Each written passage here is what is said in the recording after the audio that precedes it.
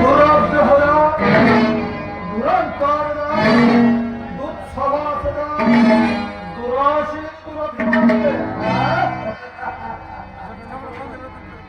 ಆಗಲ್ಲ ಕೇಳು ಕೃಷ್ಣ. ಈ ದುರ್ಯೋಧನನ್ನು ಸದೆಬಡಿಬೇಕೆಂದರೆ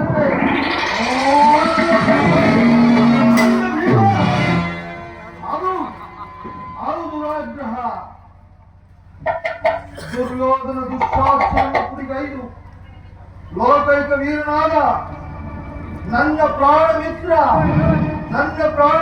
ಕಣ್ಣನ್ನು ಊಹಿಸಬೇಕೆಂದರೆ ಆನಂದ ಪರಮ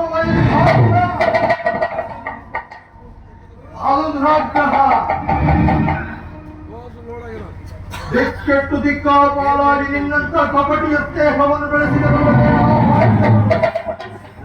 ಅದು ದುಸ್ಸವಾಸ.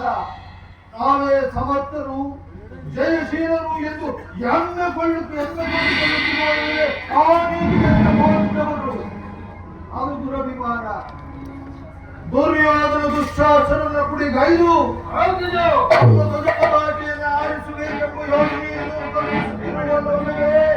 ಆ ನೀತಿಗಟ್ಟ ಪಾಂಡವರು ಅದು ದುರಾಶಯ. ನಾವೇ ಸಮರ್ಥರು ಜಯಶೀಲರೆಂದು ಹೆಮ್ಮೆಗೊಳ್ಳುವುದಲ್ಲದೆ ಹೆಚ್ಚೇನು ಕೃಷ್ಣ, ನೀವಾರು ಏನೇ ಹೇಳಿದರು ಈ ದುರ್ಯೋಧನ ಛಲ ಚಲಿಸುವುದಿಲ್ಲ. ಸೂರ್ಯನೇ ಕಂಠ ಶೋಷಣೆಯಿಂದ ಪ್ರಯೋಜನವಿಲ್ಲ. ಒಂದು ದಾರಿಯನ್ನು ಇರುವುದು ಹೊರಟರೆ ಒಳ್ಳೆಯದು, ಇಲ್ಲವಾದರೆ